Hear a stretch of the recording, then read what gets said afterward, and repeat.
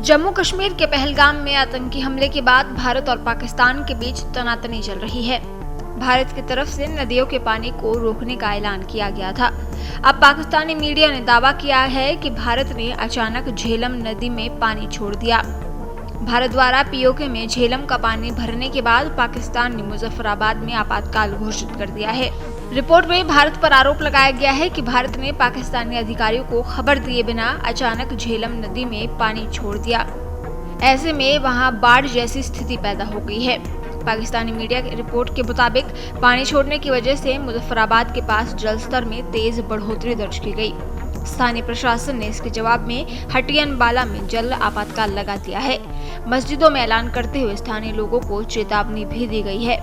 पानी उत्तरी कश्मीर के बारामूला जिले से घुस गया और पाकिस्तान के कब्जे वाले कश्मीर के चकोठी इलाके से होकर ऊपर उठा।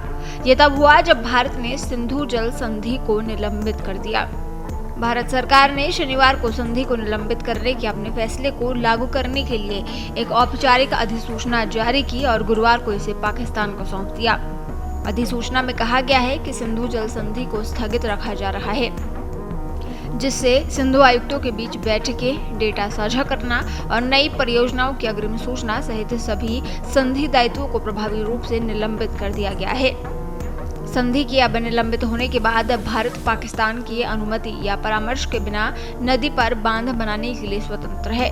पाकिस्तानी अधिकारियों को संबोधित एक पत्र में भारत की जल संसाधन सचिव देबाश्री मुखर्जी ने कहा कि जम्मू और कश्मीर को निशाना बनाकर पाकिस्तान द्वारा लगातार सीमा पार आतंकवाद सिंधु जल संधि के तहत भारत के अधिकारों में बाधा डालता है। पत्र में लिखा, सद्भावना के साथ संधि का सम्मान करने का दायित्व संधि के लिए मौलिक है। हालांकि इसकी बजाय हमने जो देखा है वो ये कि पाकिस्तान द्वारा भारतीय केंद्र शासित प्रदेश जम्मू कश्मीर को निशाना बनाकर लगातार सीमा पार आतंकवाद जारी है। वहीं पाकिस्तान ने गुरुवार को सिंधु जल संधि को भारत द्वारा निलंबित करने के फैसले को खारिज कर दिया और कहा कि संधि के तहत पाकिस्तान के पानी के प्रवाह को रोकने के किसी भी कदम को युद्ध की कार्रवाई के रूप में देखा जाएगा।